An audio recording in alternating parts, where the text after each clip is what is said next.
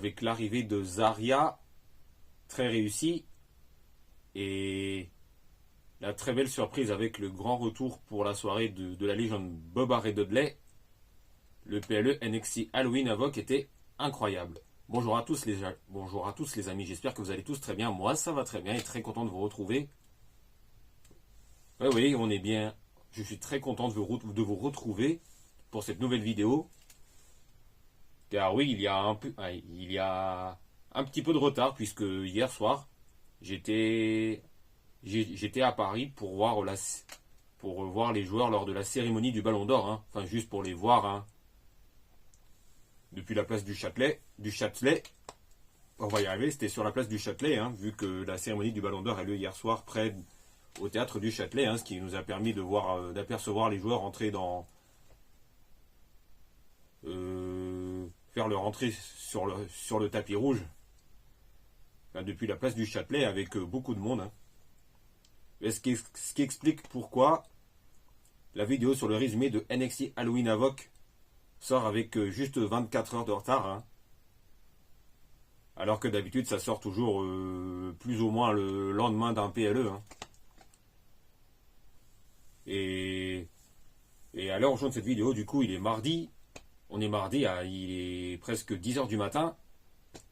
Et juste avant de démarrer, n'hésite pas à t'abonner et cliquer sur la petite cloche pour être informé de la sortie des prochaines vidéos, car ça aide beaucoup à faire grandir la chaîne et ça aide beaucoup pour le référencement, c'est très important. Et aussi, n'hésitez pas à me suivre sur mes réseaux sociaux, Facebook, Instagram, YouTube, X, alias Twitter. Cette fois-ci, c'est parti, ça démarre. Et comme prévu, il y a bel et bien eu 5 matchs sur la carte. Hein.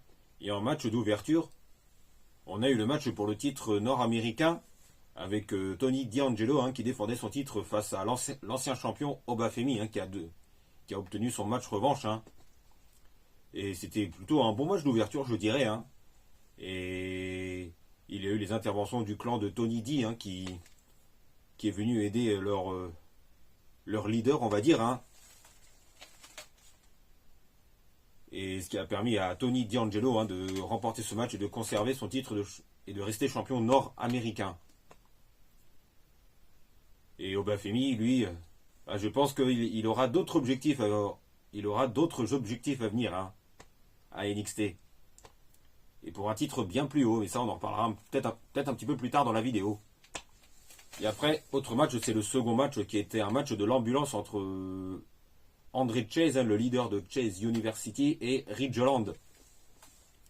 Et ce match, que dire, franchement, ouais, j'ai pas grand chose à dire là-dessus, hein. Bah, si ce n'est que Ridge Holland a remporté son match, hein, en mettant André Chase dans l'ambulance. Hein. Et comme je disais dans la vidéo pronostic, hein, les ambulances match, ouais, j'accroche pas trop, hein, même s'il y a eu des bons moments quelquefois. Mais bon, les ambulances match, ouais, je suis pas trop fan, pour être honnête avec vous. Hein. Et après, en troisième match de la soirée, on a eu le match par équipe, hein, avec comment elle s'appelle déjà, avec Roxanne Perez et Cora Jade, hein, qui ont affronté les nouvelles venues Julia et Stephanie Vaquer. Hein. Et ce match n'était pas pour un titre, hein, n'était pas pour le titre de féminin de NXT de Roxanne Perez. Hein.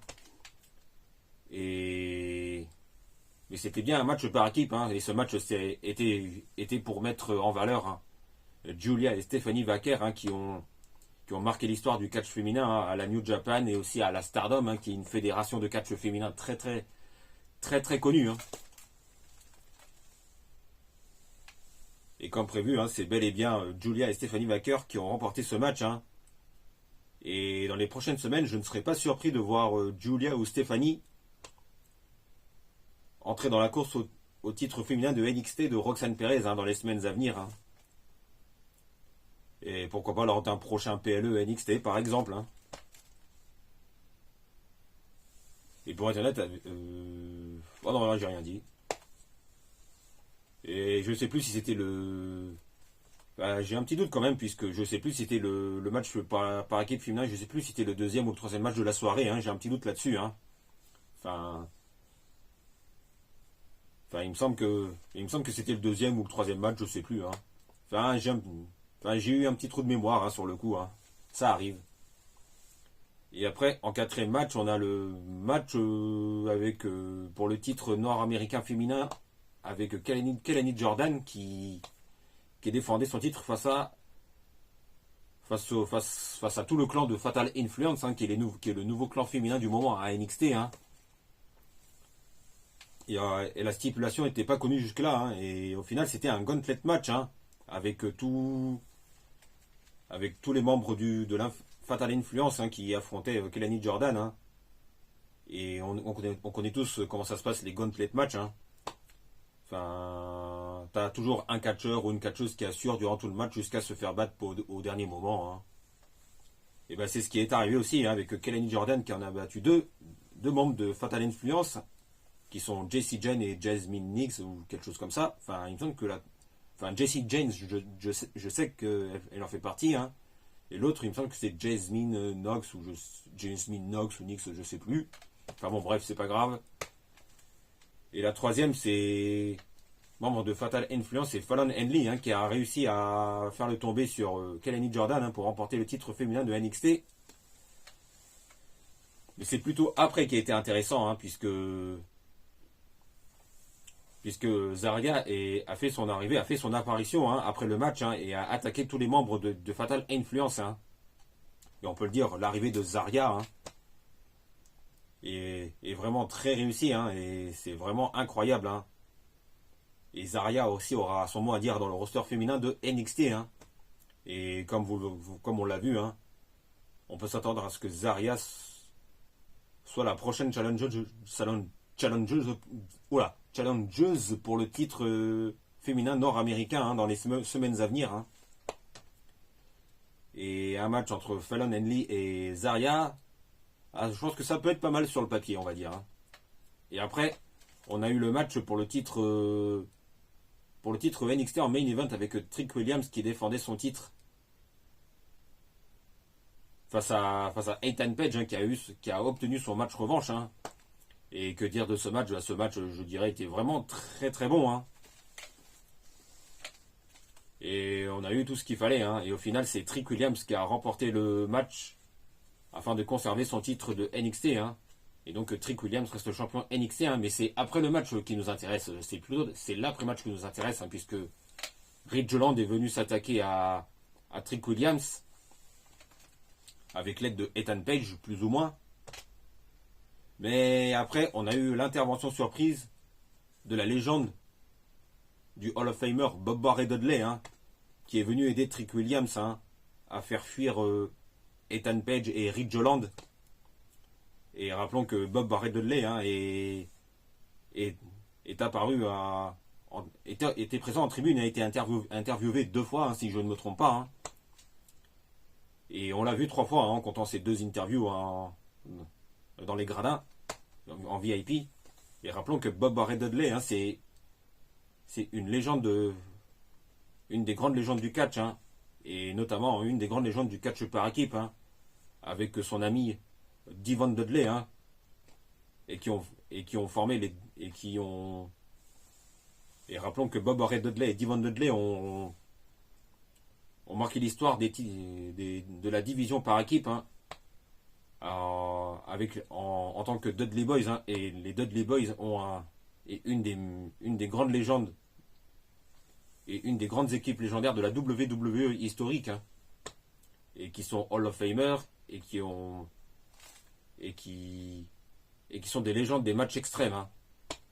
Et en fait, pour tout vous dire, hein, l'apparition surprise de l'apparition de Bob Barry Dudley hein, et la légende et pour faire la promo de l'arrivée de NXT hein, dans la nouvelle salle à Philadelphie, hein, qui est la 2300 Arena ou quelque chose comme ça. Hein.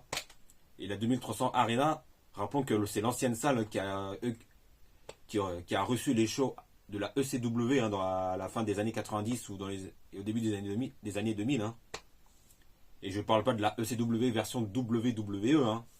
Et je parle de l'ancienne fédération de la ECW hein, qui avait marqué l'époque hein, à la fin des années 90. Et je pense que ça parle au plus ancien. Hein. Mais bon, je ne peux pas vous en dire plus sur la ECW à l'ancienne. Hein, puisque je ne regardais pas encore le catch à l'époque. Hein. Et l'apparition de Bob Barry Dudley, hein, c'était sûrement, enfin c'était plus ou moins pour faire la promo de l'arrivée de NXT dans l'ancienne salle de la ECW. Hein. Bon voilà les amis, je crois que c'est tout pour aujourd'hui. Hein. Et je peux vous parler vite fait du Ballon d'Or, hein, avec ce retournement de situation de dernière minute avec Vinicius qui a été informé qu'il n'aura pas le Ballon d'Or, hein, et que du coup toute la délégation du Real Madrid a boycotté la cérémonie. Hein. Et ce qui fait qu'au final c'est Rodri qui a remporté le Ballon d'Or. Hein. Et pour tout vous dire, hein, c'est totalement mérité. Hein. Et vu que Rodri a fait une saison 2023-2024 vraiment incroyable, exceptionnelle, hein, en remportant la Première Ligue avec Manchester City, l'Euro avec l'Espagne, etc., etc., et qui est un des meilleurs 6 du monde. Hein. Et c'est totalement mérité, hein, pour Rodri. Et aussi, félicitations à Lamine Yamal pour son trophée, Copa, hein, qu'il a remporté, hein, et c'est totalement mérité aussi, hein, vu sa superbe saison 2023-2024, hein, avec notamment l'Euro remporté avec l'Espagne. Hein. Et Lamine Yamal, je le dis, hein, lui, il va remporter un Ballon d'Or, hein, très très vite dans les années à venir. Ah, ça, il y a de grandes chances. Bon voilà, je crois que voilà, je crois que c'est tout pour aujourd'hui. Hein. C'était une vidéo, hein, qui va durer à peu près 10 minutes, un quart d'heure. Hein. À l'heure où je tourne, et toujours à l'heure où je tourne cette vidéo, je ne sais pas quand la vidéo sortira. Hein.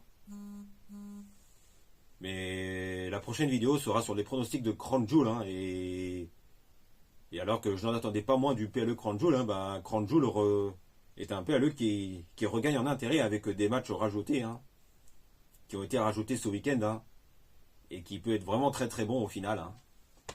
Malgré que le titre Crown Jewel, ouais, quoi, c'est pas le plus intéressant, hein, mais c'est les matchs rajoutés, hein, qui rajoutent du crédit, de l'intérêt ou du crédit à Crown Jewel. Hein.